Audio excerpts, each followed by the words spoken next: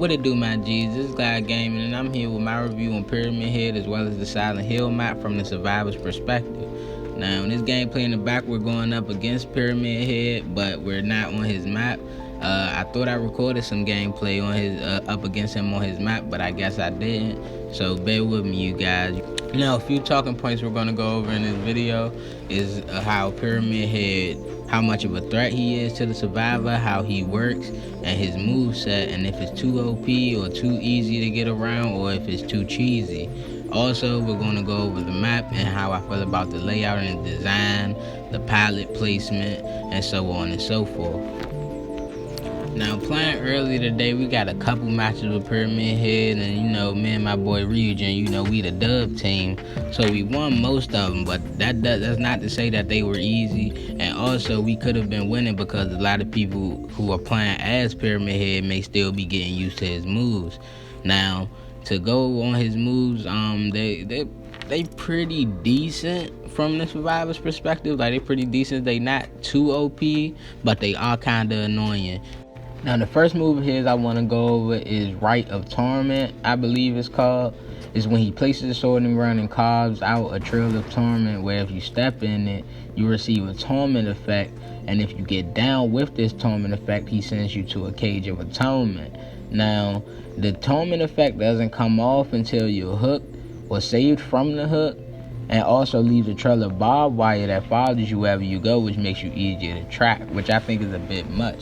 I think the effect should end after about a minute or so of no contact with the killer, instead of just staying on you throughout the whole match until you hooked, because I feel like it's a bit much. I feel like it lasts a little bit too long. It gives the killer too much of a upper hand on you, especially with the barbed wire trail, where he makes it plus the scratch marks where he can find you, and then let alone the barbed wire trail, no matter if you running or walking, it pops up, so it makes it easier for him to follow you and catch you. Now on to the Cage of Atonement. The Cage of Atonement is not as bad as it sounds. That's where he sends you once he downs you if you have the torment effect on you. It seems like you can get free from it faster than the hook, but it does send you to a random place on the map, and it does give Pyramid Head the ability to move from survivor to survivor a lot faster, because he doesn't have to carry you to a hook after downing you, which makes it a lot easier for him to chain his kills, whereas though he'll get you, send you to the Cage of Atonement, and go right into the next chase with the next survivor. Now, with all that being said, it's definitely not as bad as it sounds. The Rite of Torment trail is pretty easy to see, as well as it's pretty easy to see when Pyramid Head is doing it. So it's pretty easy to move around as long as you keep your eyes open for it, and it shouldn't be much of a problem. And the way they use it is the same as Hag uses her curse, so beware of rushing to hooks to save survivors and generators without caution. His second power is Punishment of the Damned, where he stabs the ground and pulls it up, sending a trail of destruction right your way. It even goes through objects, making pallets kind of useless against Pyramid Head, as well as it can damage multiple survivors at once. This move is probably the one you have to worry about the most, especially in a chase. If you're running and don't see it coming, you're almost guaranteed to get hit. And if you try to drop the pallet and he uses it, you might as well chalk that up as a GG, because it's a definite hit. It also moves pretty fast and travels far, so always be wary, because just when you think you're gaining distance, he'll use it.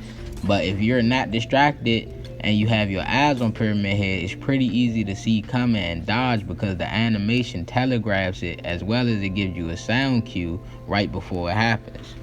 The hitbox on it is pretty large as well, so if you think you're going to hit a corner right before it hits you, I just hope you're moving fast enough, because that may not be the case every time. Also, Pyramid Head's hitbox in general is large, so be cautious of that whenever you're going up against them. On to PH's perks, and I'm only going to talk about one because the other two are pretty basic, and this is the one that is most troubling, and it's called Deathbound. When you heal yourself or another survivor within 32 meters of PH, the survivor healing will scream. That gives up you and your friend's position, and also activates PH's perk for 45 seconds, as well as making the healing survivor oblivious. I find this kind of stupid, because why would I scream when I'm healing my friend? Like, I don't get it. Just because he's 32 meters away, even if you don't see PH, you'll scream giving up your location, which is kind of kind of trash in my book, but hey, I guess I don't know. I guess it works for them. Also, I forgot to mention earlier that stepping on the trail of torment reveals your location as well, so definitely be careful for that. Now, my thoughts overall on Pyramid Head is he's not too cheesy and he's not too OP. He's definitely a pretty balanced killer. On maps that aren't his own, his powers are not as useful, and they're much more useful on his map, which I'll get into in a second. But moving on from Pyramid Head, now we'll talk about the Silent Hill map that released with him. Now, I gotta be completely honest about this map. I fucking hate it. Possibly the worst map in the game. It's so hard to maneuver. It's so hard to find generators on the fucking map, and it's so many dead ends, and the pallets are few and far between, and it's places where you could go with it's a stairwell on the map that leads you into nothingness. Now, I guess I can understand why they made the map like that, to give you a sense of dread, just like the Silent Hill movies where it seems like there's no escape. And it really works well with the powers that Pyramid Head has. Like when he does his Trail of Torment, it's a lot harder to see on his map than any other map. And because he can send you to a random place on the map, it makes it way harder to find and save the survivors that you're playing with. So maybe it's just me, and maybe it's just growing pains with the map because it's new, but I really don't like it. I think it should be reworked. I think they should add more pilots. I think they should take away some of those dead ends, because it's pretty hard to get away from the killer, especially if you can't find your way around. It's pretty hard to get to the generators if you can't find your way around. Therefore, you're wasting a lot of time on that map and making it a lot easier for the killer just to get you. It makes it a lot easier for the killer to corner you, because there's not many pilots to drop to get away. There's not many vaults you can do to get away. So all in all, I don't think it's a really good map, and comment below how you feel about it, but I don't like it. All in all, I love the new addition of this Silent Hill setting. I love the Silent Hill movie. It's probably one of the only horror movies that took me a long time to watch, just because the cover art was so scary.